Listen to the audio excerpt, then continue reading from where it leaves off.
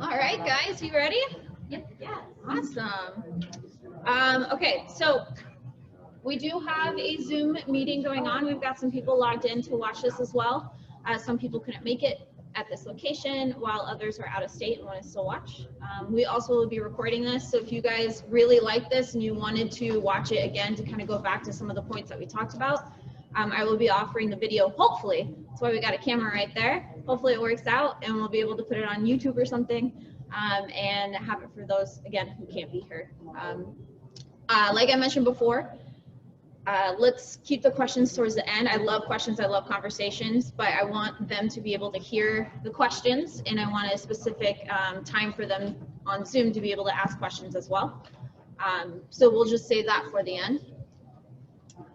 Finally, lecturing and public speaking is actually kind of one of my fears. I have this weird thing where I like to do things that I suck at or I'm scared of. My strong suit is one-on-one, face-to-face conversations. That's where I thrive. So take this with a grain of salt. If I mess up or I stutter over my words, we'll have a big laugh and we'll just move on. But just know I am not a pro at this, okay? But hopefully we'll still go over some really great information. You guys will learn some stuff and we'll have some great talks at the end. All right, so welcome to Klsr Nutrition Seminar. This is the first one I've done in a couple years. I did a couple previously, but pretty much scratched it all and started from new. So this is kind of a first draft and hope you guys enjoy it. So my name is Casey of Lynn Storley. I run Klsr Regimen. I'm a lifestyle and nutrition coach, and I do a little tiny bit of personal training, like a little tiny bit every so often. I don't have much time on my hands because I do work multiple jobs. So if it's worth it, if I have a client that works really hard, we have a really great relationship and the schedules match, I do work with people one-on-one for personal training. I am a precision nutrition level 1 coach. I'm a CFL2 coach as well, a CrossFit weightlifting seminar. And I was also, for a brief moment, a CrossFit weightlifting intern.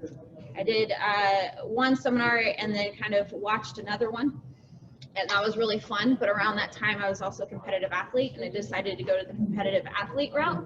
So you do have to travel quite a bit. And it's kind of expensive when you're interning. You have to pay your way until you earn your spot, and then they start paying your trips. So that was a really cool opportunity and really opened up my eyes to coaching, not only just nutrition or fitness or CrossFit, but weightlifting. And that's also one of my passions. I'm a nationally competitive weightlifter in the 59, 64, and 71 weight class. So I've been all around. I love competing. It's really fun. There's nothing that compares to standing up on the stage and nailing a lift that you've never thought you could do, or you've been working so hard and all your work was put onto that stage. So it's really great. I'm also soon to be Brooklyn Barbell assistant coach. I just have to get my USAW level 1, which is going to be next month. Then I'll officially be an assistant coach and taking on more responsibility. And it'll be a lot of fun. Again, it's one of my passions, so I'm excited about that. I'm a former Division I athlete. I played softball since like 8 years old. I was always competitive. How old? 5. Ooh, no, I played baseball when I was like 5, and then I got into softball when I was 8. Super competitive, and then I ended my career as a Division I athlete, and then just fell in love with CrossFit after that. So then I have a degree in interdisciplinary studies with a focus in family consumer science and nutrition. A little bit about my journey. Growing up, wasn't always healthy. Didn't always have the idea of like what health is and what food could do for you.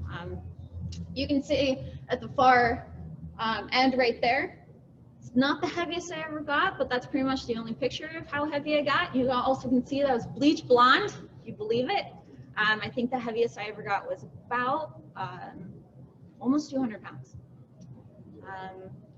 And you can also see another picture right there. It's pretty heavy set as well. And then at the end, you can see that I had times where I wasn't exactly heavy set, but I was a bit of a party girl, and I like to drink. I had problems speaking to people, believe it or not. I was very shy. It was really hard for me to connect to people. I was always in my head, afraid of what people thought of me. So when I got into later years of high school, I found alcohol. And then I could talk and people liked me and I loved it. But then there was no happy medium. There was no healthy relationship with alcohol. Either I was not drinking or I was blackout drunk. And because of that and the relationship that I created with alcohol and also food, I relied on food when I was stressed, I gained a lot of weight and I had a very, very low self-esteem. I hung out with people that didn't care about me, only if we could party. I stopped caring about my future, my schooling. I became an average softball player when I had a dream of being great. And it just was not a good journey. And it only got worse once I got into college. When I got in college, my anxiety and my depression got worse. I developed an eating disorder, was in some very toxic relationships, and still hard for me to talk about sometimes today. It wasn't until a few scares, I'll actually tell one story. There was one time I was driving home from drinking and told everybody I was fine. I was completely fine, I can drive. Woke up, hour and a half outside of town in a ditch with no gas in my tank and 2% in the battery on my phone. Called my dad, and he had to drive an hour and a half to come get me. And the only reason why we knew where I was is because a nice gentleman on a tractor was driving right by, and I borrowed his phone to call my dad because my phone had died by the time I figured out what was going on. I then had to get home, get dressed, take a shower, and go meet my new softball coach because I was transferring that day. I was getting ready to go to a new school. So that's just an example of kind of how low I got. After that, my dad's like, screw this. Go down the street, join a CrossFit gym. You need to get in shape anyways, and the people will probably get you into shape too. Like, terrified, walking in, shaking. I'm like, oh, crap, okay. But honestly, it was probably the best thing that's ever happened to me. It's the first time I've ever been, sorry, I'm already getting emotional. First time I've ever been around people that cared about me. And it changed my life. I promise I want to do this. I love CrossFit. That's always why I come back, is because of the community, the people, the environment that we create that's safe, right? It gets us away from what we were and shows us the potential of who we could be. So, love it. But I wouldn't change it for the world because it taught me a lot of valuable lessons about myself, taught me how strong I am. Also taught me the value of friends and family. And it taught me that I'm stronger than I think I am. So because of all the things that I went through, I wouldn't change it again for the world because it introduced me to my husband, who's sitting right there. It brought me to the best communities, including my weightlifting team, who by far is the best family I've ever experienced. And then also brought me to the profession that I love. Absolutely 100% love. So again, I love it. Every single ups and downs, I embrace it, because one thing I've learned over the years is you can easily play the victim. You can easily blame other people in circumstances, but it's not until you actually take responsibility of what happened to you. Or for me personally, it wasn't until I took responsibility of what happened to me, whether I intended it or not, that I was able to actually make change. Victims are helpless. They can't change their situation. Okay, be your, like what I've taught myself is be your own hero, because that's when you can take control of your life. That's when you can make those tough decisions and grow. Moving on, a little emotional there. Let's get a little bit more lighthearted. Okay, so KLS regimen. Why did I call it regimen? Regimen, it's one of those words that has multiple meanings, but in this context, it's going to be a definition of regimen is a system of eating and exercising to improving your health. What I'm trying to get away from, what I'm trying to fight, is the system of the nutrition and fitness industry has created, of a merry-go-round of getting quick results and losing it quicker getting quick results and losing it over and over and over again. Because if you think about it, if they actually taught you how to be healthy, if they actually taught you how to take independence and own your own health, they wouldn't make money. You would no longer need them anymore. So they trick you into doing these quick fixes and tell you that's how it's supposed to be. And then you get these results, but then you crash because it's not sustainable. And you never actually made any sustainable changes, didn't create new habits, you didn't learn anything, you didn't take ownership of your own health. And then you have to go right back to them in order to get those results. I remember falling for this multiple times to macro coaches and meal plans and booty blaster programs and these videos on TV. And I would blame myself. Like, I'm not disciplined enough. I'm not motivated enough. But then later I realized it wasn't that I wasn't motivated or I wasn't doing the right things. It was the system wasn't working for me. I wasn't figuring out what worked best for me and my lifestyle. And that's what I want for my clients. I want to teach them how to take ownership. I want to teach them how to eventually not need me anymore. That might be a bad business plan, and yeah, it doesn't mean much money for me, but I'm not in it for the money. I'm here to change people's lives for the better, because I've experienced what it's like, and I want other people to feel it too. And I strongly believe that if you do the right thing, things just tend to work out for yourself. So what is KLSR? So it is a lifestyle, nutrition, and mindset coaching. I'd like to address all of it all at once because I believe that it's all parallel. You need to address all of them, and I would even include exercise in this just because they all work together. But right now, KLSR is mainly lifestyle, nutrition, mindset coaching. Eventually, hopefully, it'll get a little bit more into exercise, but that's where we're at right now in the journey. They're all parallel. If lifestyle is lacking, nutrition and your mindset tends to lack. If nutrition is lacking, lifestyle and mindset tends to lack. And if your mindset, big time, your nutrition, your lifestyle starts to lack as well. All three of them are equally as important. I do not like to be like, one is more important than the other. No, all of them need to be addressed all at once. Just because that's when you get your biggest bang for your buck. I help my clients, again, take ownership of their health by empowering them with knowledge that they need to create a regimen that works best for them, not for everybody. This is not a cookie cutter program. This is extremely in-depth and personalized coaching because each person is different. Each lifestyle, diet history, mindset, goals, perspective, all these different things are different for that person. Your palate, the food that you enjoy, how your body responds to it, your hormone levels, everybody's different. So the idea that these meal plans and diet challenges that work for a general group, it doesn't completely help. Does it help a lot of people in a little bit? Definitely, yes. But we could do so much more. We do so much more as coaches. I have a teach and man to fish philosophy. I do not give you the answer, I make you work for it. I do not teach you meal plans or give you meal plans. I allow you to figure out what works best for you.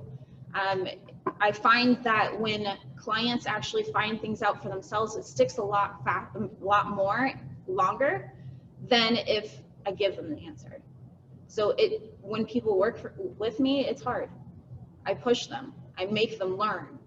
Right? I'm constantly sending them videos and podcasts and or recommended books and giving them all the information that they need, and it's up to them to take advantage of it. I can't make them do things. I can't hold their hand and slap things out of their hands. They need to learn, again, to take ownership of their own health and nutrition, their mindset, because eventually they're gonna not have me. I'm not gonna be able to slap things out of their hand. I'm not gonna be able to keep giving them knowledge all the time. They've got to learn how to do it on their own. And again, I want my clients to eventually be self-sufficient and not need me.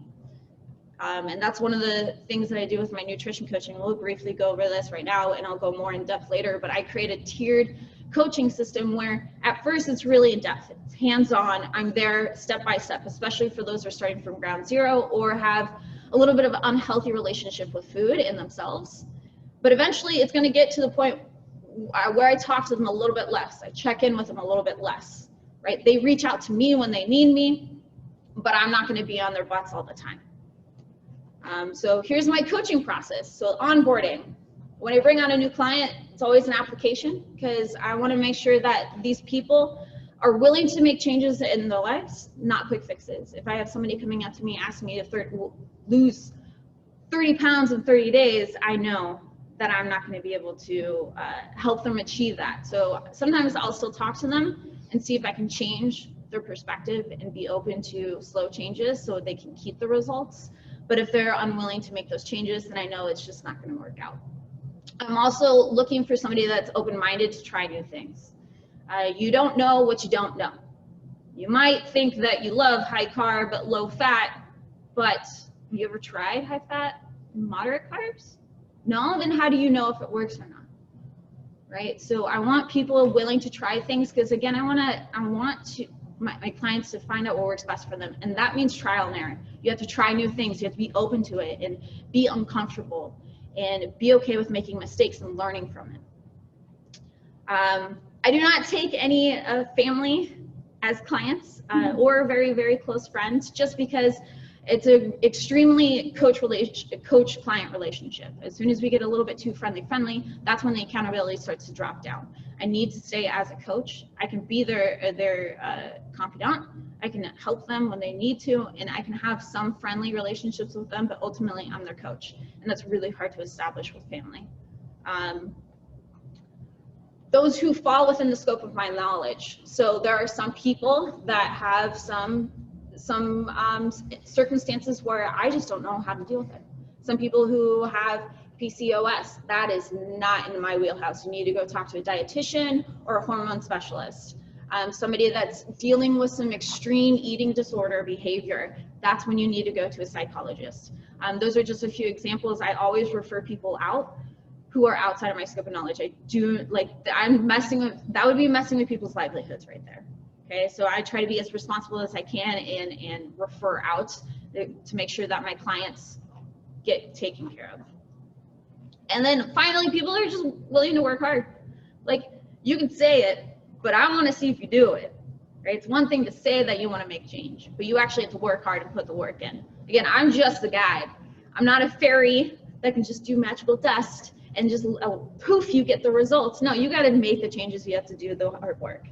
And then if I feel like they're a good fit, then I do a consultation with them. I just make sure that they meet me because this is a working relationship. Not only do I want them to feel like they're a good fit for me, but vice versa. We need to make sure that we will work together to help them get to their common goal. You get what you put in. I want clients to constantly ask questions, constantly communicate with me if they're running into hurdles.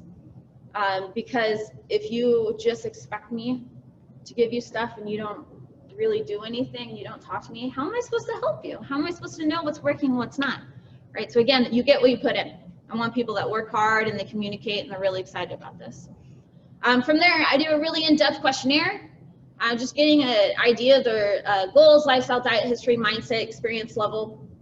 And then once I get an idea of what's going on and what we should be working on, then I schedule another meeting with them to come up with a game plan. And we talk together. It's not me just telling them what to do, right? They've got to get some input of like, yeah, I think that's realistic, or no, dude, my schedule's so busy, I don't think I can really do that right now. Is there something else that we can work on? And we work together to find a commonality to really work for it, okay? The next step is finding their why. This is so gosh darn important. So important, not only for me, but for my clients to sit back and be like, why am I actually doing this? Like, what is the underlying reason of why I want to be healthier? Or why do I want to lose weight? A lot of times when I ask somebody starts with, want to lose weight. That's my why. I'm like, okay, why? Why do you want to lose weight? I want to look fit. Okay, why do you want to look fit? Because I want to get a girlfriend. Okay, why do you want to get a girlfriend? Because I kind of feel lonely and I want somebody to be with me for my life. Okay, now we're getting somewhere. Now I know what's going on. You're feeling a little lonely, then I already know that type of person might deal with stress eating, because lonely kind of gets in a little bit of stress eating. And I can kind of start painting the picture just because I got a little perspective of what drives them.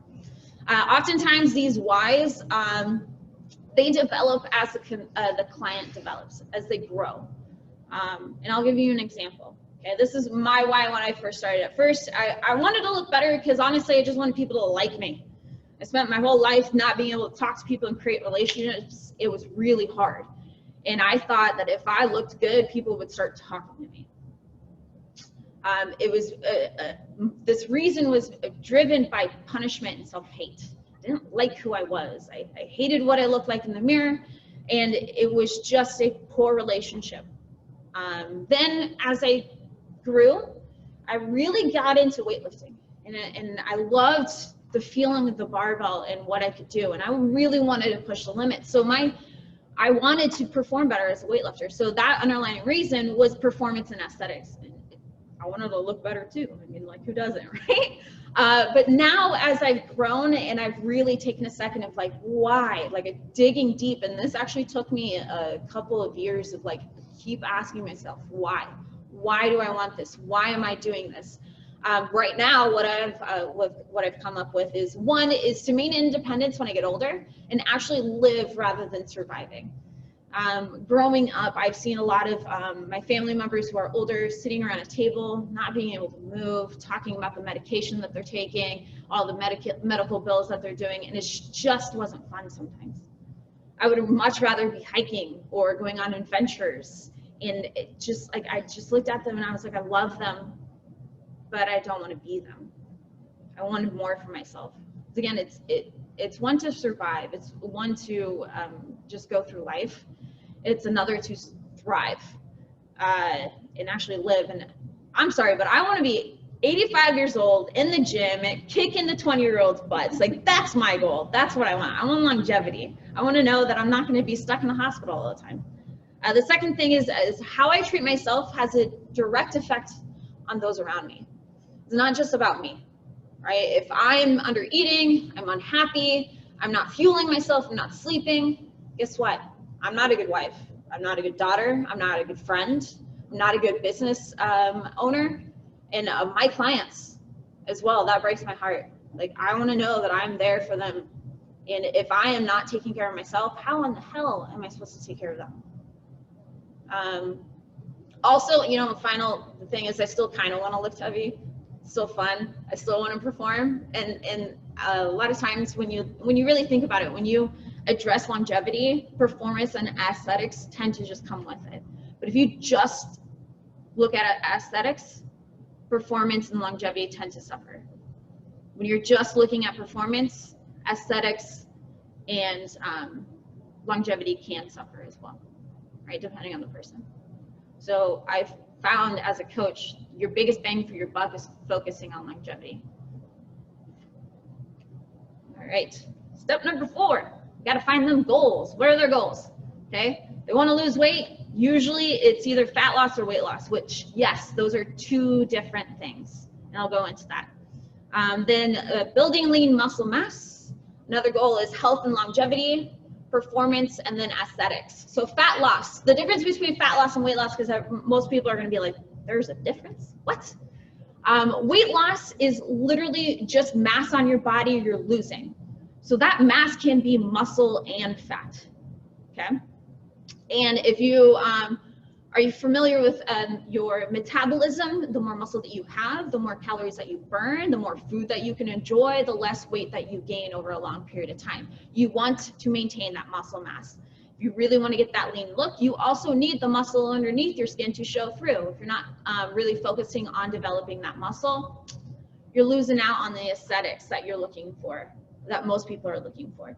So ideally, I like it when people look at fat loss, where the scale doesn't really matter, kind of does, right? But if I maintain weight but lose body fat and gain muscle at the same time, who cares what I weigh, right? If I gain 2 pounds, but I lost 3% body fat and gained 3% muscle, who cares? Who cares if I gain 2 pounds? The only people that would really focus on weight loss are weight class athletes that are going down, and that's very extremely short term, because that can be very hard on their performance if they're constantly cutting, if they're constantly focusing on weight loss. Again, I try not to focus on weight loss. People that are obese and are at a point where like they just need to lose weight, period. Like just need to get there because they're an extremely unhealthy. That's when weight loss comes in. All right. Building lean muscle mass is usually, well, actually everybody should be in a building lean muscle mass at some point. It's an essential process, but most people, especially women, shy away from it because it's gotten a bad rap. All right, especially the power lifters. They're like, I'm bulking, and they get like a bunch of pizza and burgers in their mouth, and it's just gotten a bad rap. And I'll explain that a little bit later. But building lean muscle mass, it's you're looking to gain strength, perform better, boost metabolism, and oftentimes focusing on building lean muscle mass helps your hormones, helps your energy, helps you feel better, look better. It's just a really great phase. Health and longevity, I spoke about before. You're mainly focusing on how you feel, and then aesthetics, performance, all those things kind of come after. Performance is mainly just like, hey dude, I just want to perform better. It doesn't really matter how I look or how I feel. I just want to do better in the gym. And finally, aesthetics, it's ultimately what I look like. I don't care if I don't feel good. I don't care if my longevity is suffering. I don't care if my performance does not do well. I just want to look good. Those are usually the bodybuilders, right? And they're competing, so it doesn't really matter how they feel or anything like that. All right. Then once I get an idea of their why and their goals, then we get into the priming phase. This is my favorite. This is usually what people are in the majority of the time, and usually what people skip the most because it's the hardest. What it is it's building a new foundation, building a new normal. Our normal today in America is failing us. Obesity rate is at an all-time high. We're talking about COVID and pandemic. That has nothing on the obesity pandemic that's happening right now, and you see nobody freaking out about that whatsoever. That's a little bit of a tidbit right there. We're used to eating highly processed foods. We don't go out to the garden and grab fresh fruits and vegetables. We don't get milk from the goat outside. We don't butcher the chicken in our backyard like we used to. Everything is extremely highly palatable, processed. We eat out so much. Sitting inside all day at a desk is the normal. Yo-yo dieting is the new thing where we get those results and then we crash, and get those results and we crash. And then again, the obesity pandemic, it's just failing us. So what we need to do is establish a new normal. What is that new normal? Okay, and that's dependent on that person. The unfortunate thing is that our normal is creating this idea that not being able to go out to eat every single weekend is restricting. And not being able to drink 5 drinks. Nope, that's restricting. That's unhealthy. That's an unhealthy relationship with food. Why? How? There's so many people out there that live a healthy life, that have 2 drinks at dinner, maybe every other week, and have a wonderful life and live long and healthy. Our normal is failing us. And that's the change of perspective right there. And that's what I challenge my clients. But here's the ideal. And here's reality. We live in America. We like to drink. We have a good relationship with food. We socialize with it. So again, it's finding the middle for that person. Okay? Maybe we don't have 5 slices of pizza. Maybe we just have 1. Maybe we don't have 5 beers. Maybe we have 5 hard seltzers, or 1 beer and 2 hard seltzers. Like finding a happy medium for that person to feel great. And then once that person feels great, confident, satiated, feels awesome, has a social life, then we try to push it a little bit more. See if we can do like 1 little tiny thing better, 1%. And that stuff adds up over a long period of time. So building a new foundation, establishing a new normal, like I previously stated. Lifestyle changes. How I make that with people is the lifestyle is the first thing, because usually lifestyle is the #1 thing that keeps us from our goals. Our lifestyle, our habits, are the things that we do every single day. So how I combat that is properly educating my clients, breaking the bad habits and building new ones, filling your toolbox with as many tools as you need. Your life changes constantly. If you think that you need to eat one way for the rest of your life, that's not realistic. You'll get sick, you'll get busy, you want to perform better, you want to lose weight, you want to gain weight. That should change. Right? And those tools in your toolbox should help you make those changes and adapt throughout your whole life. I also want my clients to create independence. And ultimately, I want them to learn to eat for life. Stop thinking about right now, those 30-day challenges, those crash diets, and think about what your decisions right now are going to have an effect 10 years from now. Having less of a micro view and looking at the big picture. All right, so building foundation. I have a little bit of a checklist that I have with my clients that I go over. All right, this checklist is something that I want them to get done and get really confident before they even get into dieting. Because if they don't have a good foundation to build on, if they don't have good habits and skills to work off of, and they go into a dieting phase is extremely hard on you, mentally and physically. And if you think that you don't have all this stuff down and then you go into a dieting phase, that's why people crash and burn all the time. You need this to rely on to help you get through those tough times. All right, and then ultimately you should be living at this. We cannot diet forever.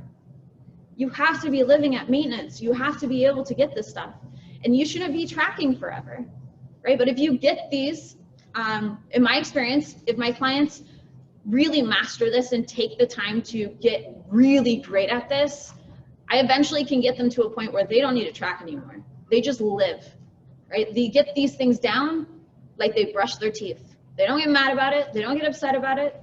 They just do it, right? So the list is eating at maintenance before 3 to 6 months. If my client is not eating at maintenance for 3 to 6 months before dieting, the diet's not going to work very well. I want to really prime them and optimize their diet.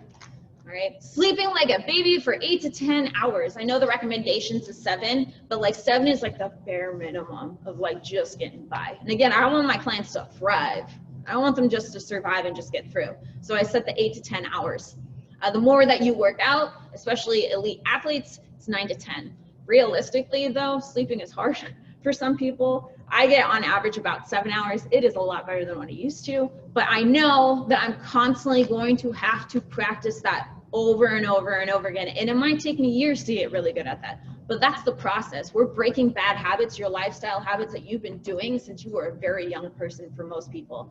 That takes years of practice. Okay, this is not a quick fix. Again, this takes a long time. Focusing on quality of food just as much as quantity. A lot of people are like, no, it's your quality of food that's most important. No, it's quantity.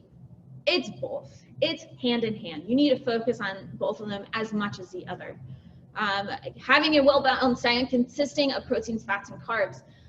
While there are some studies coming out with like not promising, but like diets and everything like that, that might work. Usually, yes, but again, I would like to reiterate that there's no one right way for all. People are so gosh darn diverse that we need to figure out what works best for you. But for the majority of people, a well-balanced diet of not restricting them of certain food groups it works best, mainly because realistically in your life, are you going to not be able to eat carbs for the rest of your life? No. Are you never going to be able to not drink for the rest of your life? Most people, it's no. Are you never going to be able to not eat protein? Most people, it's no. So why do that now? Remember, you're trying to eat for life. So why are you doing something that you can't maintain? Stop wasting your time on that stuff and start working on eating for life. Because again, that takes a long time. You might as well start doing it right now. Consuming 800 grams of fruits and veggies a day. All right, the reason why we put that on there is because one, most Americans are extremely nutrient deficient. Fruits and vegetables have a ton of nutrients that most people don't get. 2, the high amounts of volume that you get from 800 grams of fruits and vegetables leaves you more satiated. You snack less, you eat hyper-palatable foods less. And then fiber is number 3. Fiber, when you eat high amounts, sends a little hormone in your brain to stop eating so much. It's very satiating, right? So does protein as well. That's why a lot of people, when they're in the dieting phase, eat a lot of fruits and vegetables and a lot of protein, purely because it helps them stop eating so many calories. And it gets them more nutrients to help them feel better. Okay, you feel better, you're more consistent. It just stands to say. 8 to 10 steps a day. For most people, this is really hard. They sit at a desk all day. All right. So for some people, I don't even have to focus on this. Like my trainers or my athletes, they're up on their feet all day. So I'm like, actually, maybe we should sit down more. Maybe we should rest more because you have to train later. While I have people working at a desk, and there's some extremes where people work at their desk and I'm like, hey dude, like it's up to you. I'm not gonna make you, but maybe it's time to consider getting a treadmill in your office, right? Is it ideal? No, but it's better than only eating 1,500 calories because you're not moving at all, right? So it's kind of a trade-off, and I allow my clients, again, make that decision for themselves. Drink half your body weight in fluid ounces of water. That's every day. Strength training 3 to 5 times a week. I'll briefly get into that later of why I have such an emphasis on strength training.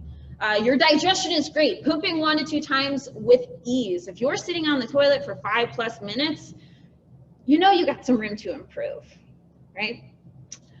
Your thyroid, menstrual cycle, and libido is rocking, right? That's a huge indicator. Men, if you're having morning wood, that's a good way. Sorry, I know it's a little bit more sensitive, but that's just how it works. That's how it's a clear sign of a healthy hormones for men.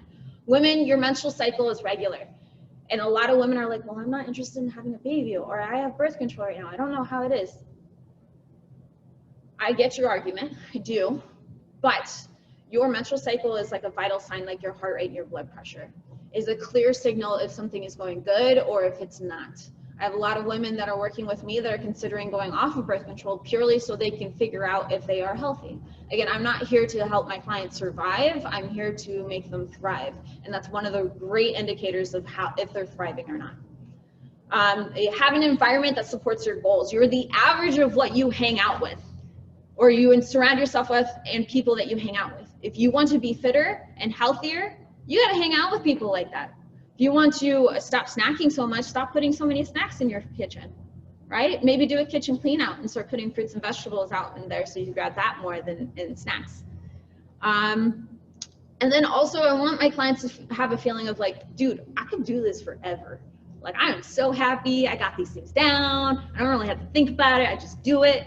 And they've got a self-love mindset. They're not doing it because they hate themselves, they want to punish themselves. It's like, no, dude, like I deserve to feel great. I deserve to look good, right? I'm doing this for me because I deserve it.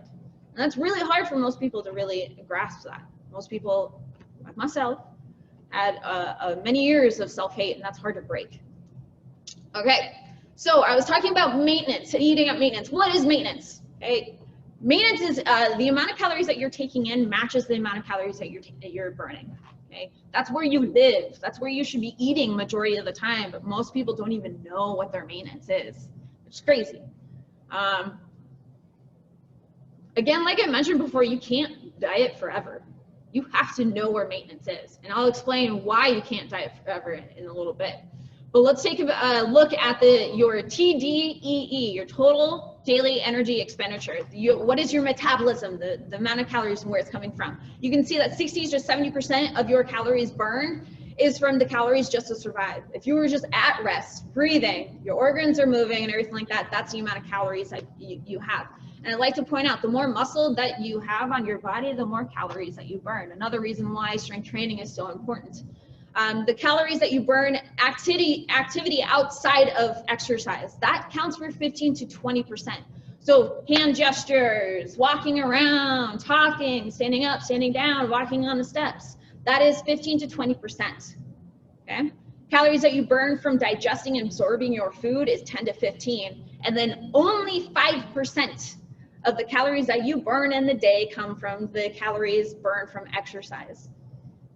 Why do we put so much emphasis on exercise? Yes, it's so important, so important. Do not think that I'm degrading it or anything like that, but it stands to say that if you are already crushing it in the gym 5 days a week for an hour, do you think that you need to be working out more, taking more time away from your family, beating your body up even more? Or could you simply just walk more, right? Go do chores around the house, go on a walk with your family and friends, take your dog on a walk. That burns, like that has a big bang for your buck and then provides more value to you, okay? All right, so I was talking about, at the very bottom of that last slide, it was talking about how you can't diet forever, and it's because it may lead to metabolic adaptation. So these graphics is from Dr. Lane Norton, PhD. His Instagram handle is BioLane if you're interested in this. He is one of the leading nutrition coaches / scientists in the industry. He's got a really great information. Probably one of the leading people on the reverse dieting trend that's going on right now.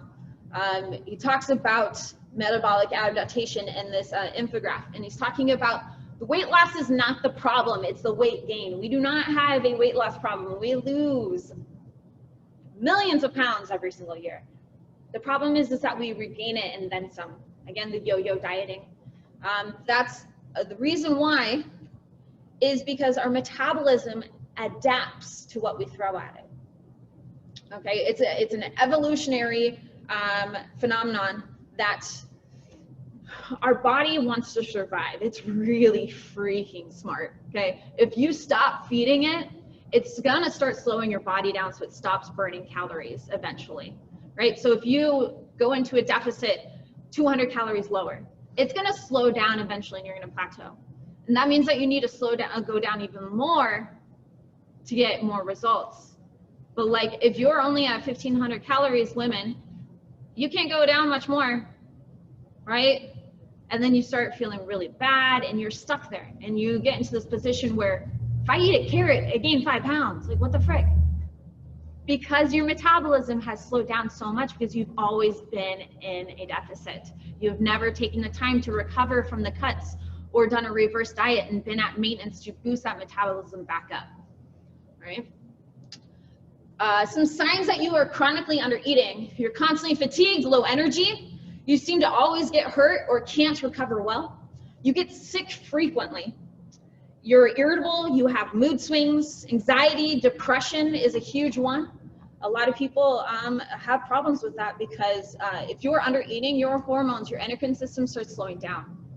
Your hormones dictate if you're happy or not. Your hormones help you deal with anxiety and depression. So it stands to say if you're chronically struggling with that, you might not be eating enough. You have no appetite or you are insatiably hungry. People tend to binge if they're not eating enough.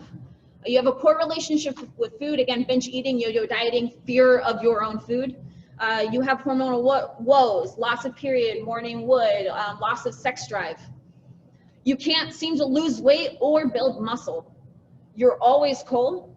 Your hair keeps falling out. You have poor skin and you have brittle nails. Your maintenance calorie is well under the recommended intake based on your size, age, gender, activity level, etc. And you just have lack of motivation. You just have no motivation whatsoever. All right. What should you do if you're chronically under eating? Double check to see how much you're eating. If you're not tracking how much you're eating, how do you know if you're under eating? Like you don't know what you don't know, right? So simply just tracking what you're eating, right? Weighing and putting it into a food tracking app like MyFitnessPal, Chronometer, Macro Plus is another one. If it is well under the recommended number, you know you need to probably go up. You need to reduce cardio intense workouts like running, biking, HIIT, Metcons.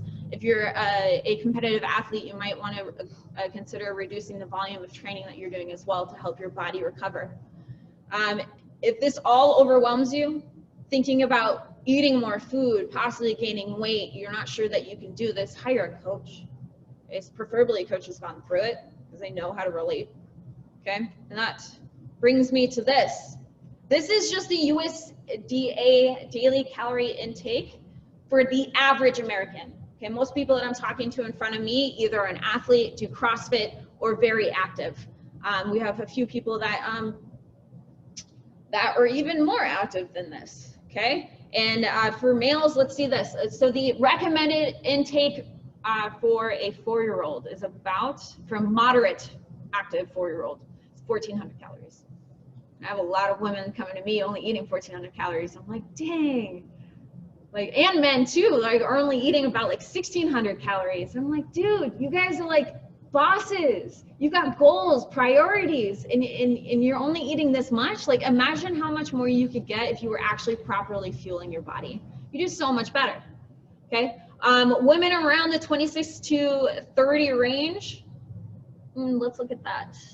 It's about 1,800 calories if you're extremely sedentary, 2,000 calories if you're moderate, and 24 if you're active. And active means like 5 times a week, an hour at a time. If that scares you right now, you know you got some work to do, huh?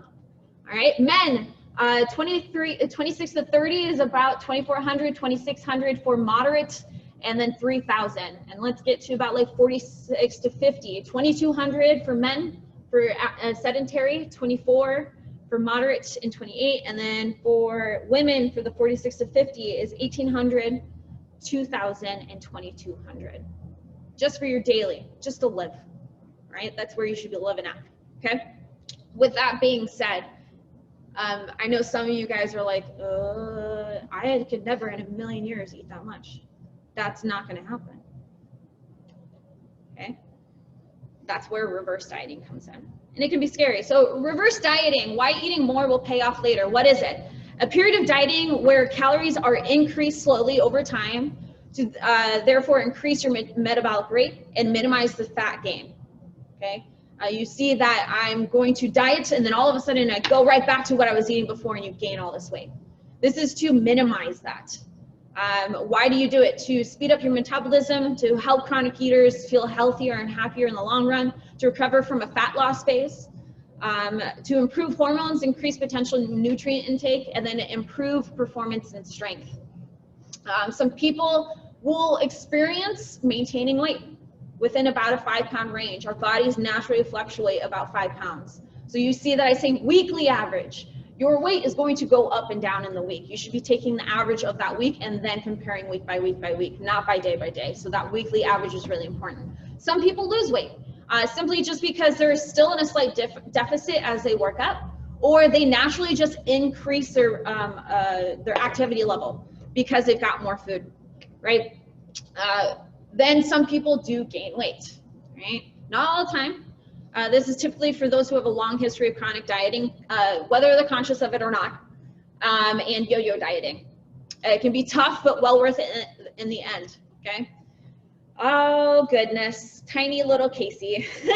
This is when I was cutting for 59. You can see how tiny I was, all right? The one right here is right before my water cut, and then right here is my water cut.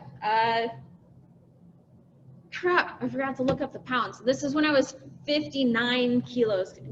Sierra, what's 59 in pounds? 128. 128? No, it's 100. Times 2.2. 129 pounds. I'm 5'6". That's tiny, right? This is me later. Okay, we went through a reverse diet.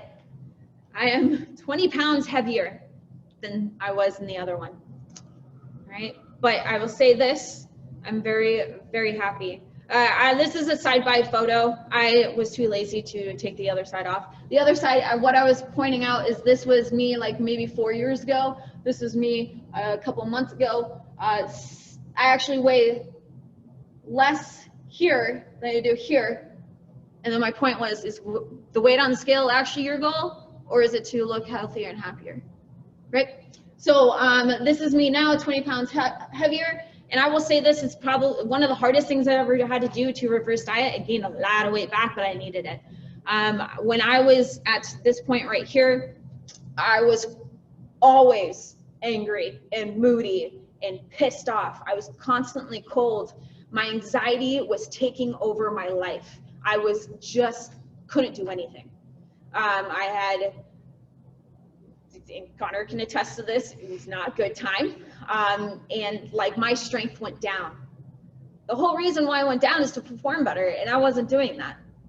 I also completely lost my period, and I'm still in the process of trying to get it back. And a lot more, it just completely wrecked my life, and I couldn't sustain it anymore. It got so bad that I called out my coach and I just started bawling, and I was like, I can't do this anymore. I can't focus on my weight. I have to go up. I have to start eating more. And I slowly did. And because I was chronically dieting, keep in mind, I've been struggling with yo-yo dieting and unconsciously in a deficit my whole life. I've never had a healthy period. I've never taken care of myself. I drank and never slept my whole life, right? Well, I didn't drink my whole life. That would have been a little bit ridiculous, but you get my point, okay? So this takes years of hard work and dedication to make my body heal. Was it scary at first? Was I trying to find the quick fix? Yes. But now, as a coach, I know quick fixes don't work. Don't waste your time on quick fixes. Put the work in to make the change now. Okay, so again, now, anxiety is few and far between. Okay, Connor and I's relationship hasn't been better than it is right now. There's still some times where I get annoying, but that's about it. I don't think that's ever gonna go away. I have a better relationship with my family. I haven't PR'd this much since I was a freaking teenager. Like, I feel great. I sleep way better. I get to eat all this food. I get to go out and have a social life because I brought my metabolism from 1700. And mind you, at that point, I was training twice a day, like 3 to 4 times a week. And each training session was anywhere from 2 to 3 hours. So I was spending anywhere from 6 to 8 hours in the gym 2 to 3 times a week. And then those other days, even when I was recovering, I was still in the gym doing something, right?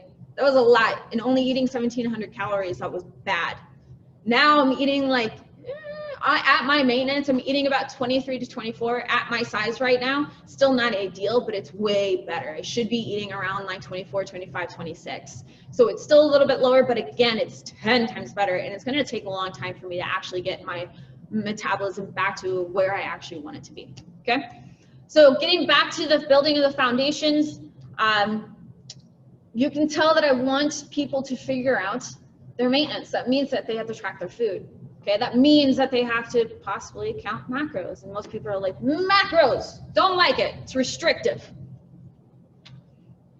Is keeping track finances restrictive? No, it's responsible, right? Especially when you're struggling with nutrition and you've been doing it for years, doesn't stand to say that it's responsible to track what you're eating. It's one thing to think that you're eating healthy and eating enough and doing enough. It's another to actually look at the data objectively and see what you're doing. A lot of times people, they come to me and they're like, I don't eat that much. I eat really healthy. And they take a look at it and they're like, holy crap.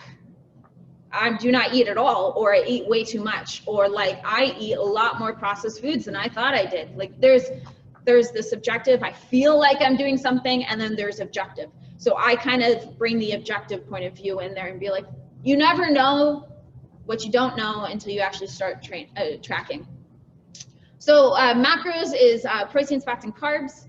Why do we track it? Tracking macros creates awareness of what and how much we eat in relation to your goals, and not only that, but how you feel. How does it make you feel? Do you feel satiated? Do you feel like you have more energy? Do you feel like you're getting your results? You don't know that until you start tracking and you start thinking about it, the differences that it's making.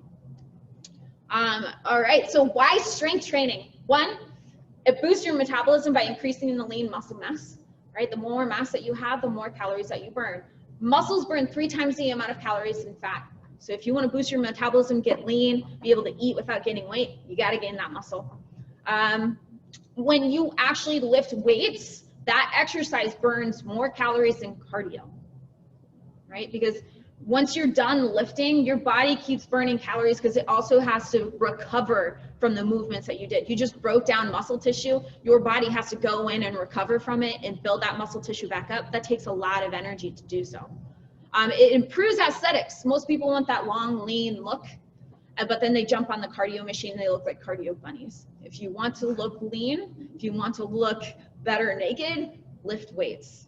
You get your better bang for your buck. Cardio is great for health. Don't get me wrong. Cardio is great for health. A lot of people really enjoy it, still do it.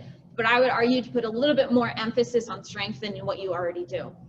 It decreases the loss of muscle mass during a dieting phase. So when you're in a deficit, it decreases the chances of you losing muscle. You worked your butt off to build that, and it's time to put work in to lose that fat. You want to really do a lot of strength training during that. A lot of times people should really go into like high volume training or really huge strength training during their cuts to minimize, again, the amount of muscle that you lose. And then it also can improve hormone levels, okay? It improves longevity. Studies show that it kicks the crap out of cardio on heart health, increases independence. Don't you want to be able to step off of a toilet when you're 80? Then you got to squat. I'm just saying. It prevents injury if executed correctly. You got people that move, they have incorrect movement patterns that might lead to injury, but if you actually take the time to focus on moving well, it can actually prevent injury over time. It improves the CNS system. Your brain has to move your body and deal with those loads, all right? And it also has to like control your body during those movements. That makes your brain way smarter and stronger, right? I was listening to a podcast and there was a trainer that was talking about, he was training a lady that was like 86 for years. And they did some strength training, they did some movements, a lot of balance and all that stuff. Then she ran out of money and she could no longer do training sessions with him. 6 months later, he ran into her. She didn't even recognize him because dementia came in. And he's like, I don't have definitive proof. I don't have science to back it up. But he's like, I bet you $10 it's because she stopped strength training. She stopped moving, right? It's so important to keep moving and keep working on strength training, especially as you get older. It improves mental health and ultimately increases confidence. I'm sorry, but there is nothing like touching a bar that scares you and crushing it. That just boosts your metabolism, okay? And not your metabolism, your confidence. If you ever have the choice of doing cardio or lifting, always lift. You get your better bang for your buck. I always tell my clients a good idea of a regimen for exercise is strength training 3 to 5 times a week. The more emphasis on building muscle, the more times you should be lifting. Maybe cardio 2 to 3 times a week to maintain being a healthy and well-rounded athlete. And then just make sure that you walk 8 to 10K steps a day. If you're still not getting your results, then that means your nutrition is lacking. Okay, then you need to address that. The answer is not to work out more. It's to really work on nutrition. Okay, getting back to that. Then once I feel like my clients get really great at this, get really confident in the habits, then it's time to move into the progressive phase. Nutrition periodization, getting a little geeky right here. A nutrition periodization means generally defined as a consolidation of short, medium, and long-term planning to optimize body composition driven adaptations while providing the client with planned rest and recovery. That's just a really fancy way to say you plan it out, you make sure that you go through this cut, you recover, you sit at maintenance, and then you keep going. If you want to lose fat, if you want to start focusing on gaining muscle, you can, but you have to recover in between those phases, not only physically, but mentally. Because when you do these phases, you have to dial it in. You can't go out to eat as much. You can't be just guesstimating. You really do have to dial it in order to optimize those results, but you can't maintain that forever. That's unrealistic. All right, so you have to kind of take a step back and go into maintenance and just live, go be social, and possibly not track as much. And that's really big on mental, right? Your mindset. So the progressive phases usually is a calorie deficit, a calorie surplus, and maintenance. You can see that calorie deficit, you're taking in less calories, calorie surplus, you're taking in more, and then maintenance. All 3 of them can be in the progressive phase, and I'll explain why. Calorie deficit, AKA a cut or dieting. This is typically in the progressive phase. Those who want to lose body fat, those who want to lose weight, and then also best paired with strength training, minimizing muscle loss. A calorie surplus, AKA a muscle building phase, metabolism boosting, or quote unquote bulking. This is one of the reasons why most people don't like this, is because they see the power lifters and they eat all this food and they get into a dirty bulk. That's what we call it, where you're gaining more fat than muscle. That's a dirty bulk. But it's an essential process of quote unquote wanting to look better naked, right? At some point, if you do it correctly, every single person should be in a muscle building phase at some point.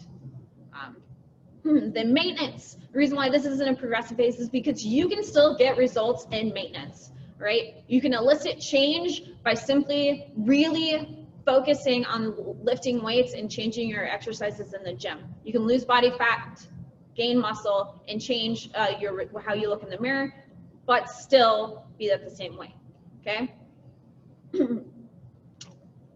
Each phase should be no longer than about 10 to 12 weeks, just because you do need to get into the recovery phase. Avoid being in a calorie deficit for too long. just because you don't want to get into metabolic adaptation. You want to get out of that, boost that metabolism, and then avoid being in a calorie surplus for too long to avoid the dirty bulk. Then we get into the recovery phase. Recovery phase is a reverse dieting. Okay, so reverse dieting, if you are dieting, slowly increasing in the calories, you may gain weight back. That's normal. That's supposed to happen. Your body's trying to heal from the crap that you just put it through. Majority of the time it's water, simply because you're eating more food. Carbs allows your body to maintain a little bit more water in the muscle tissue, so that's good. You look more jacked. And then also you also can gain muscle during that, during the reverse, and then you're also eating more volume of food. The food that you has physical weight. When you eat more food, you weigh more. It's just something that we tend to forget. And also strength train during that phase to minimize the amount of fat that you're gaining. The recovery phase from reverse bulking, basically, if you're not already at maintenance, you need to lower down your calories, kind of the opposite of reverse dieting, so you get to your new maintenance. When you finally get to your maintenance, you want to be there for 3 to 6 months.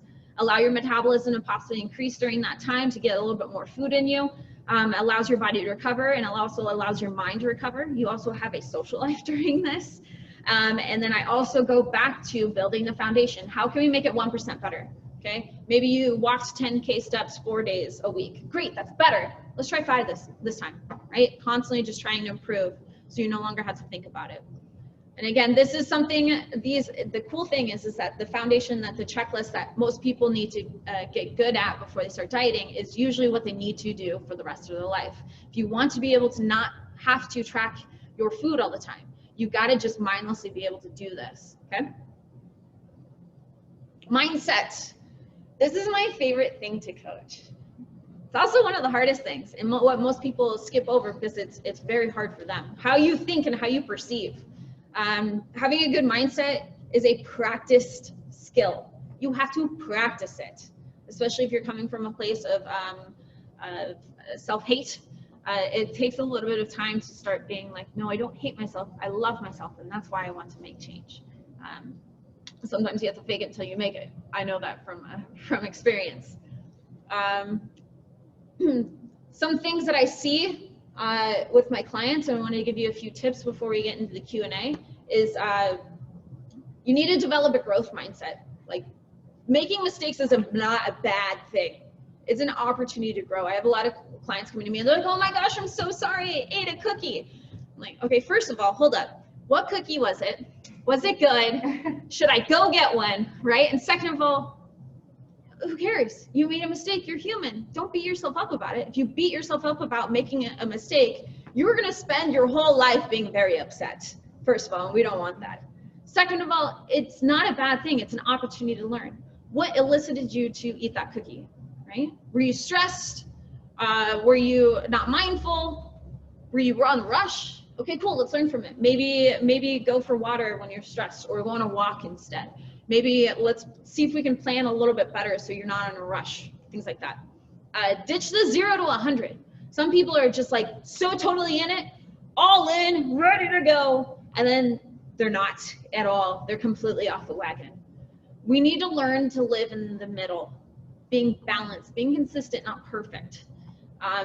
That's also probably the hardest, right? Some people are like, I'm not drinking alcohol at all. Like, okay, we'll see how long that goes. I don't like to be like, no, that's stupid. We're not going to do that. I'm just like, okay, all right, let's see how long that goes. And they're like, oh, I had a drink. Okay, well, realistically, did you think that you're going to go your whole life without drinking? No. Okay, then why would we take it all out? Why don't we learn how to create a regimen that incorporates drinking and still being healthy, right? You got to find that balance. You don't have to be perfect. You just got to find your balance. Consistency over perfection, which is I went over briefly. Being perfect's boring anyways. Don't try to be perfect. Just be you, right? Embrace the flaws, okay? And I briefly went over this next one at the beginning. This is probably one of the best advices I've ever gotten. Everything is your fault or your responsibility. And that's a little harsh. When I heard that, I was like, screw you. Nuh-uh, it's not my fault, right? Things happen, right? But then he explained, and I'll explain it again. If you are a victim, you can't control your circumstances. if you take ownership of what happened to you, whether you meant it or not, you can make the change, right? Like my past, I had some really toxic relationships. I can easily blame them, but I decided to take ownership. I'm the one that allowed somebody to treat me that way. I'm the one that made those decisions, but I'm also capable of making a decision of getting them out of my life and only bringing in people that make me feel better, right? Again, I do not entertain victimization. If I have a client that's like, this happened, I'm like, hold on. First of all, let's address this right now. Did somebody throw a donut in your mouth? No, you made that decision. That's your decision, okay? And I'm not trying to get on you, but like, let's own it. It's okay. Let's learn from it and move on, right? Motivation versus discipline. A lot of people are like, I'm just not motivated. Okay, motivation is a feeling. It's fleeting. It goes away. You need to rely on discipline, and that means creating habits. And that's why I have such a huge emphasis on developing those skills before going into dieting, and also revisiting when you're in maintenance, because it has to be a habit. It has to be a discipline, something that you just do, whether you want to or not. You just do it. Again, that's how you make real change for life. And then do it with pride. Don't just do it just to do it. Again, I want my clients to thrive, not survive. So if you want to, like 7 hours of sleep, okay, cool, you're surviving. Let's take pride in that, and let's figure out a way to get to 8, right? The same thing in the gym. Like, you can back squat, but if it looks ugly as crap, right? Take pride in your movement. Make it look better. Be the best dang squatter in this gym. It's usually when things really starting to happen, when you take pride in your stuff, okay? Realizing that it's all parallel. There's not one or the other. There's not this or that. It is all connected. Your lifestyle, your goals, your exercise, your mindset, it's all in one. Address it as a whole rather than just one individually. And then lastly is self-love versus self-hate, punishment. If you have a self-hate, you're always going to be upset. When you're always upset, do you think you're going to be consistent? No. You got to do it for self-love. You got to love yourself. Do it for you. You deserve it. Seriously, you seriously deserve it. To feel great, to look great, to be confident. Not only confident in yourself, but confident in your choices when it comes to your health and fitness, because you're well educated. You don't need somebody to tell you what to do. You know what to do, right? Coaching services, I'll briefly go over this because I talked a lot longer than I thought I would. So my nutrition coaching is lifestyle nutrition coaching. It's really in-depth one-on-one. I have a tiered coaching system because I want my clients to eventually graduate to not need me as much. This promotes sustainability and allows my clients to create autonomy. Again, that independence that we're looking for. Tier 1 is video calls 1 to 4 times a month. It's depending on the person. We have weekly check-ins. We have assessments where I give them feedback. I give them things to think about, to reflect on. I will give them videos to watch, podcasts to listen to. I always try to keep them learning, right? I'll give them books. Ultimately, it's up to them to take advantage of that. I can't force that stuff at them, okay? I also provide communication through text messaging, professional coaching software, and Instagram. The tier 2 is weekly check-ins, so there's no video chatting. Usually people that are a little bit more independent are like, I don't really need to talk to you all the time. It's fine. We can do the check-ins. Okay, cool. Awesome. Let's do it. All right. Then you get assessments you get tracking and measurements, half the price consultations. Sometimes people just want to meet with me when they need it. That might be every other month, and they get half price on that. They communicate through the professional coaching software and the IG. They no longer use my text messaging. And then finally, once people are like, dude, I don't need weekly accountability. I'm doing great. I got my goals set. I'm pretty confident in my abilities. I'm like, freaking great. First of all, I had somebody do that to me like 2 weeks ago, and I cried because I was so happy. Like, that does not hurt my feelings. That tells me that I did my job. And then she moved into macro consultations, and this is like completely dependent on the client, how frequent that they want to do it. They'll call me up and be like, hey dude, I want a consultation. I'll send them a questionnaire, just kind of get an idea of what's going on, making the adjustments to the lifestyle goals first, and then I'll address their macronutrients if it needs to be addressed. Most of the time it's like, hey dude, just rinse and repeat on what you're eating, but really nail down those lifestyle goals because it has a huge impact. And then they will just contact me when they need it next, or they just need to talk to me. Sometimes my clients just need to talk to me. My former clients just need to talk to me and bounce off ideas. And eventually, they don't need me anymore. And we're just friendly on Instagram, okay? With that being said, that you can tell when you have a good coach when you have clients for years, not months. That's why I do not do challenges. That is why I don't do quick fixes or anything like that, because it never actually does what I'm intending for my clients, right? Again, I have this mindset of I always want to do something very well. So if I have the choice of making a lot of money doing a challenge or doing what I'm doing and not making a lot of money, I'm going to pick the latter because I know it's right and it actually helps, okay? I know I went over a little bit longer than I thought. All right, this is my contact information right here. This is my website where you can kind of check out a little bit more. If you are interested in just talking, I give free consultations to those that are kind of interested in seeing what I offer and see if it would be a good fit. I also have my email if you have any questions. I also, we're videotaping this, and we'll be trying to put it on YouTube if it works out. I'm not exactly technical savvy, and I might look at it and be like, no, this is horrible, I don't want to watch it. I'm just kidding, I'll still put it up. But if you're interested in getting that video, or if you want this slideshow, I have it on PDF, I can email it to you guys. Go ahead and just email me right there. Instagram is @KayseyLynn_Storley, just one word. This is where I put a lot of free information out, where I share other people's content. I call myself a sharer, not a creator. Infographics and videos and all that stuff, it's just not my thing. I'm a kind of a private person. I'm pretty candid with my clients, but on social media, I like to keep a line right there. So I share other people's information because there are people out there that do a very good job. And so I just like to make sure that people are getting the right kind of information instead of the typical information that we've been getting lately. And then weightlifting, if you're interested in some weightlifting training, that's going to be coming soon. Again, that's not going to be offered until next month because I do not have my USAW one just yet. But once I become an assistant coach, that will be coming out as well. Okay, so we've got about 15 minutes, right? So if you guys have any questions, now's the time. Anything about meal prepping, grocery shopping, macro counting, I heard this. What about keto? That's another really great one.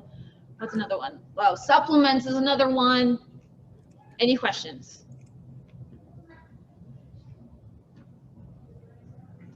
No? Was I that good? Hey. Must have been. Oh, we got a hey. Somebody got a question on Zoom? Yeah, it's Trista. Trista. Hi. I just sent a question on the chat, and I was just wondering about some staples that you could maybe have around your house for meal prepping, like always have something, or I mean, I know that will look different for everyone, but something that you would maybe recommend. Definitely. I love that question. Yeah. So meal prepping is a wonderful tool. If you haven't gone into the skill, I highly suggest starting. It's really hard. I have the philosophy that my clients need to kind of just dive into it and make their own mistakes, because how I meal prep is completely different than somebody else. The food that I like, my lifestyle, my schedule is completely different. So it's ultimately up to that person to figure out what works best for them. But with that being said, there are some staples that I do encourage. One is meal prep containers. Always have those on hand to bring the food with you. Bags are another great one. Some other tools. One of my game changers that most people don't think about, that I've actually brought with me through like 4 apartments and across the country like 3 times, is a deep freezer. Frozen food, like fruits and vegetables, and meal prepping in bulk and putting your protein into a freezer is a freaking game changer. It's so much cheaper. You don't have the excuse of not having food around. It's easily versatile, and it can easily become, I call it like an oh crap stash, where you're like, oh crap, I forgot to meal prep, or oh crap, I gotta go to work and I didn't know about it. You can simply go into the freezer, grab a few things, put a meal together in like literally 2 minutes, and then run out the door. That's a really good one. Oh, air fryer. I would say that is a freaking game changer. I see some people back there like, Yes, that's amazing. Did I answer your question, Trista?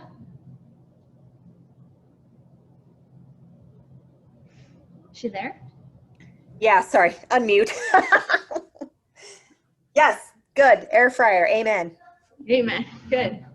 Any other questions on Zoom? All you have to do is unmute at the very bottom if you guys want to ask a question. I have like zillions of questions. Go for it. Who am I talking to? It's Trista again. Oh, okay, good. Go for it again. I love it.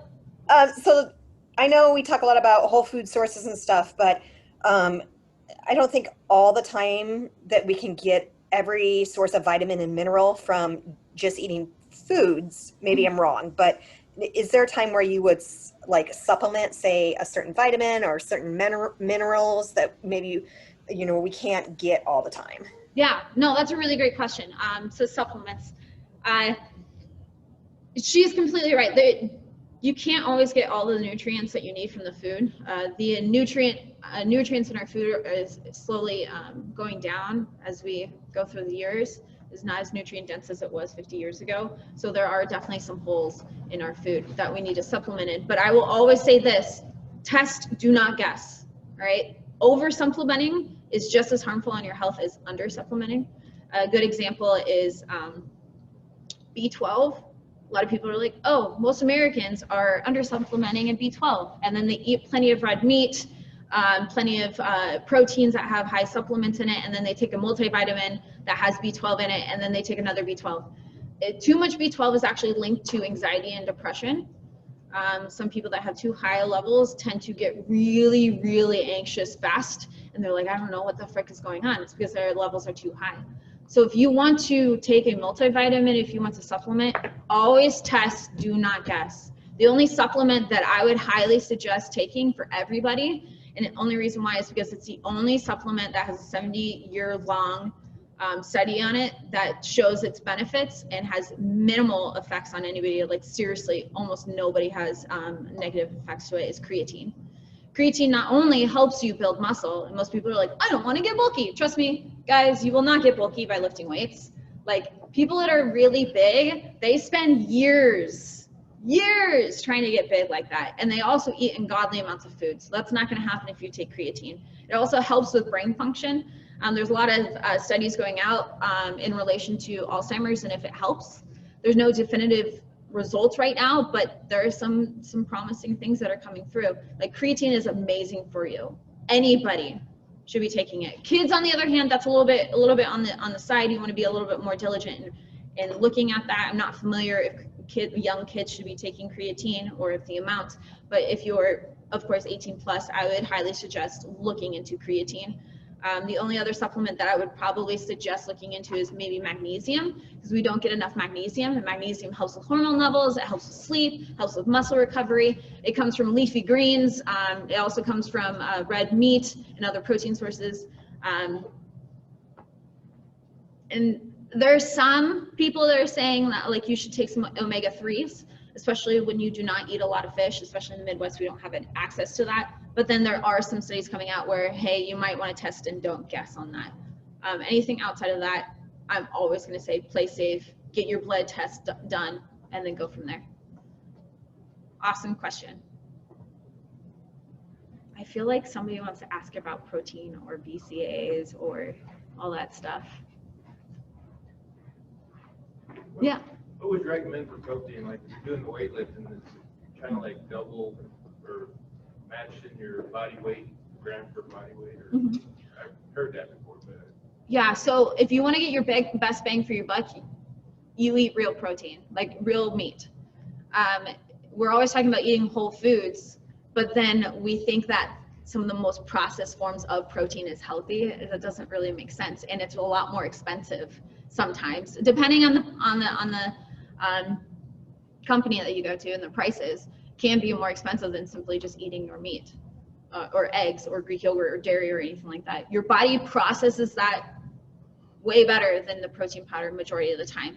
I was in the supplement industry for a very brief time, but the knowledge that I've gained during that scared the crap out of me, and I avoid any supplements if I can. And if I do use supplements, because there are some really good companies out there, you want to make sure that they are third-party tested, they're clinically dosed. So that means that they actually put enough of whatever ingredients in there to actually make a difference in your body. There's some people who are like, I'm gonna put a sprinkle of this just to be able to put it on the label, but it literally does nothing. And that's majority of supplement companies that do that.